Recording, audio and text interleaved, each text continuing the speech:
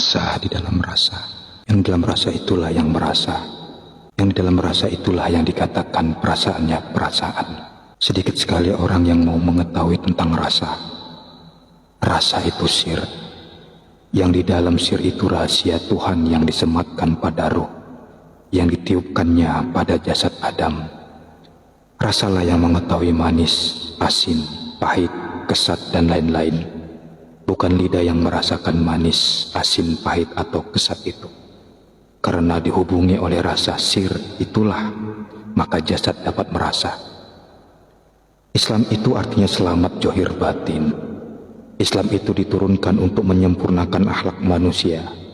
Akhlak yang utama tentu beradab di hadirat Allah, bukan beradab di hadapan manusia. Akhlakul karimah yang utama itu beradab di hadirat Allah, bukan beradab di hadapan manusia, hanya agar tetap dikata orang soleh, orang sabar, orang juhud, orang tawadu, orang berakhlak.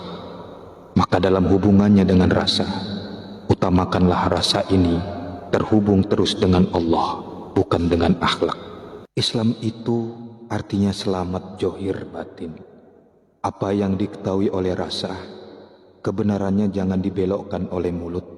Dengan sir kamu mengetahui letak kelalaian seorang soleh. Jangan lalu kamu membenarkan pikiran dan pendapat orang itu hanya sekedar menjaga akhlak.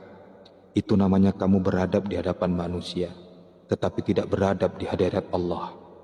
Orang yang tidak sama hati dengan mulutnya, itulah dikatakan munafik. Orang yang menerima kebenaran di hatinya, tetapi jasadnya menampik karena gengsi, itulah dikatakan fasik. Islam itu artinya selamat johir batin. Kamu bersedekah, di mulut berkata terimalah, tetapi di hati ada perasaan setengah hati. Dapatkah dikatakan selamat johir batin? Islam itu artinya selamat johir batin. Kamu tahu jasad bergerak mencari nafkah untuk menafkahi itu ibadah. Tetapi selama mencari nafkah, pikir dan rasamu terarah pada uang dan keuntungan. Dapatkah dikatakan selamat johir batin? Islam itu artinya selamat johir batin. Dalam beribadah, nafsu itu keinginannya terarah pada surga, pahala, dan fadilah-fadilah amal.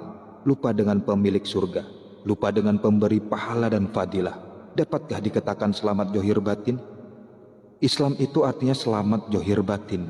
Tentulah rasa mesti berhubungan terus dengan Allah. Dengan begitu, dapatlah kamu merasakan ketuhanan Allah. Kalau merasa terus dengan Allah, mana ada lagi keinginan dengan surga?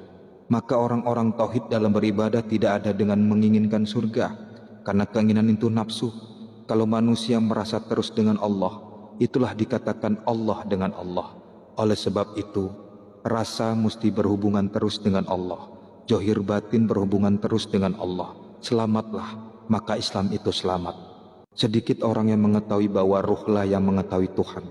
Sedikit orang yang mengetahui bahwa Allah hubungkan ruh itu dengan jasad. Sebab itulah banyak yang berpikir dan merasa bahwa yang bersifat mati atau jasad ini yang hidup.